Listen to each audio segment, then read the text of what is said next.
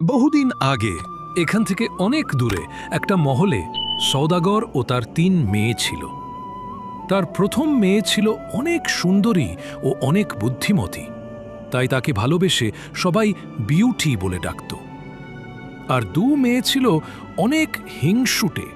তারা শুধু ভাবতে তার বাবা টাকা পয়সা নিয়ে খরচা করবে ও বিলাসিতা করবে।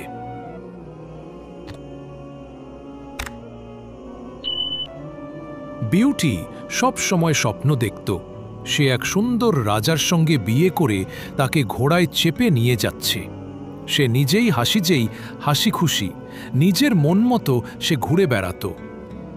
কিন্তু একদিন তার ভাগ্য বদলে গেল।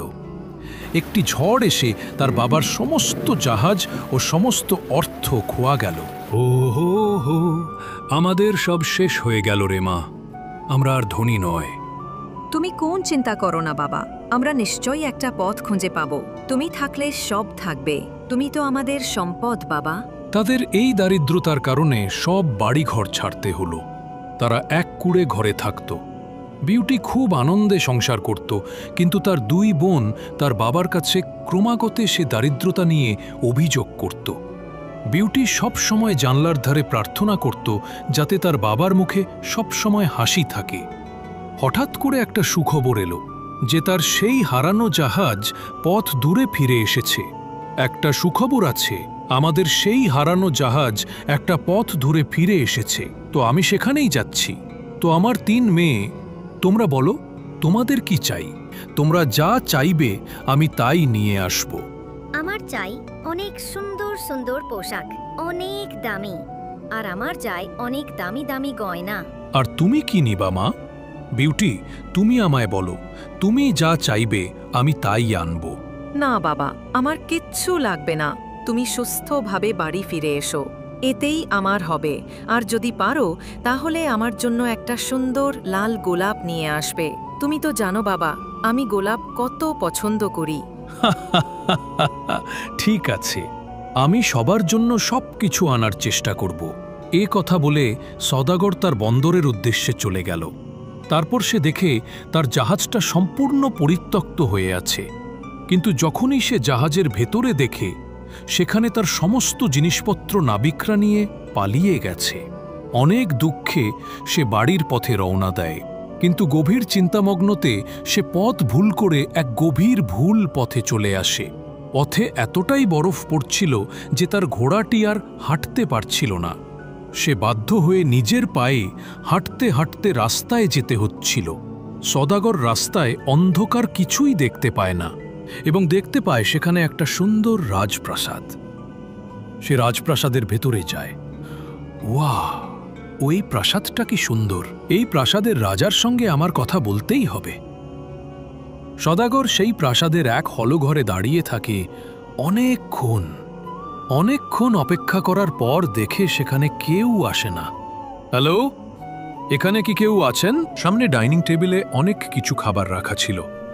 সওদাগর খিদে সহ্য না করতে পেরে সে সেখানকার সব খাবার খেয়ে ফেলে এবং অনেক ক্লান্ত থাকায় সে উপরে গিয়ে একটা ঘরে ঘুমিয়ে পড়ে। সকালবেলা উঠে সে নিচে আবারও দেখে সেই ডাইনিং টেবিলে অনেক সুস্বাদু খাবার রাখা আছে, যেন খাবারগুলো ওই জন্য বেড়ে দেয়া হয়েছে। সে সমস্ত খাবারগুলো খেয়ে ফেলে এবং বলে, আপনাকে তো চোখের সামনে দেখতে পেলাম না, তবে আমার এই আপ্যায়নের জন্য আপনাকে অনেক অনেক ধন্যবাদ। আমি চিরকৃতজ্ঞ থাকব আপনার কাছে। তো এখন আমি আসছি। এটা বলে সে চলে যায় সেখান থেকে। সে প্রাসাদ থেকে বের হতে দেখে সামনের বাগানে অনেক সুন্দর সুন্দর গোলাপ ফুল। সে মনে মনে ভাবে, আমি তো আমার 2 মেয়ের জন্য কিছুই আনতে পারলাম না, তবে আমার বিউটি সোনা মায়ের জন্য আমি এই গোলাপটা নিয়ে যাই, ওর গোলাপ খুব পছন্দ। সওদাগর যে গোলাপটা তুলতে যাবে অমনি চারিদিকে ঝড় উঠতে লাগে ও বিকট আওয়াজে বলে, তোর এত বড় সাহস! তোকে আমি শুতে দিলাম, খেতে দিলাম, তুই আমার সঙ্গে বেইমানি করিস।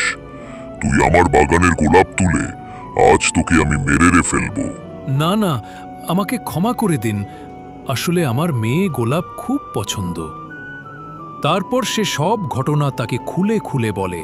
তারপরে সেই দানব সওদাকে বলে, তোমাকে ছেড়ে দিতে পারি যদি তোমার মেয়ে তোমার জায়গায় আসে, সে আমাকে বিয়ে করে এখানে থাকবে। তোমাকে কিছুদিন ভাবার জন্য সময় দিলাম। 2 দিন পর তুমি যদি না আসো বা তোমার মেয়ে যদি না আসে, তাহলে তোমায় আমি মেরে ফেলব। সওদাগর তার কথা শুনে বাড়ি চলে গেল এবং তার মেয়েদেরকে সবকিছু বলল। তখন সওদাগরের মেয়ে বিউটি বলে, ও বাবা, তুমি চিন্তা করো না, আমি তোমার জন্য সব কিছু করতে রাজি। আমি তোমার জন্য ওই দানবের সাথেও লড়তে রাজি। আমি করব দানবকে বিয়ে। তারপর বিউটি সেই রাজপ্রাসাদে যায় এবং ঢুকতেই দেখে সেখানে সুন্দর সুন্দর গোলাপ ফুল, এবং সে গোলাপ ফুলের দিকে না তাকিয়ে সে ভেতরে চলে যায়। ভেতরে দেখে তার জন্য সুন্দর সুন্দর পোশাক রাখা আছে, তার জন্য অনেক খাবার, তার সুন্দর একটা ঘর, সুন্দর করে বিছানা করা আছে। সে অবাক হয়ে যায়। সে দানবকে দেখে অনেক ভয় পেয়ে যায়। এটা কি দেখছি? আমি তোমায় দেখে আমার অনেক ভয় লাগছে। তুমি আমার কাছ থেকে দূরে চলে যাও। তুমি ভয় করো না, আমি তোমায় কোন ক্ষতি করব না। এটা বলে দানব সেখান থেকে চলে যায়। একদিন জানলার ধারে বসে বিউটি অনেক মন খারাপ করেছিল। তখন দানব তাকে জিজ্ঞেস করে, তোমার কি হয়েছে? তোমার এত মন খারাপ কেন?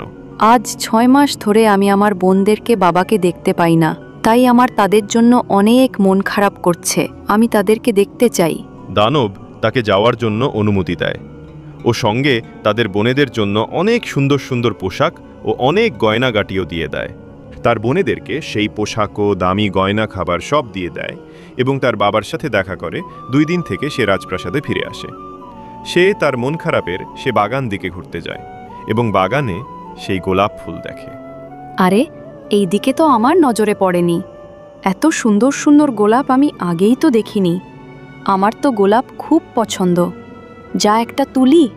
বিউটি যেই গোলাপটা তুলবে অমনি সেখানে দানব চলে আসে এবং সে চিৎকার করে। চিৎকার করতে করতে এসে সেখানেই লুটিয়ে পড়ে যায়। তারপরে যাওয়া দেখে বিউটি কান্নায় ভেঙে পড়ে। আহা, আমি যদি আগে জানতাম এই গোলাপ ফুলে তোমার প্রাণ আছে, তাহলে আমি কখনো এই ফুল তুলতাম না। আমায় ক্ষমা করে দাও। তার চোখের জল যেই তার গায়ে পড়ে অমনি এসে দানব থেকে সুন্দর রাজকুমারী পরিমিত হয়। চমক, রাজকুমার।